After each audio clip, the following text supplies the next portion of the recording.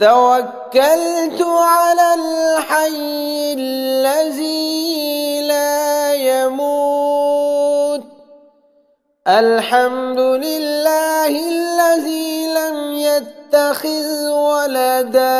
যার অর্থ আপনি সেই আল্লাহর উপর ভরসা করুন যার মৃত্যু নেই। সমস্ত প্রশংসা আল্লাহর, যিনি কোনো সন্তান রাখেন না। হযরত আবু হুরায়রা রাদিয়াল্লাহু তাআলা আনহু বলেন, একদিন আমি রাসূলুল্লাহ সাল্লাল্লাহু আলাইহি ওয়াসাল্লামের সাথে বাইরে গেলাম। তখন আমার হাত তার হাতে আবদ্ধ ছিল। তিনি দুর্দশাগ্রস্ত ও উদ্বিগ্ন ব্যক্তির কাছে দিয়ে গমন করার সময় তাকে জিজ্ঞেস করলেন, তোমার এই দুর্দশা কেন?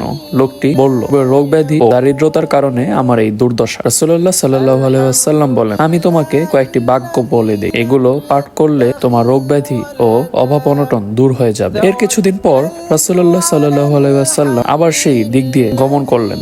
লোকটিকে সুখী দেখতে পেয়ে আনন্দ প্রকাশ করলেন। সে বলল, যেদিন আপনি আমাকে আয়াতগুলো বলে দেন সেদিন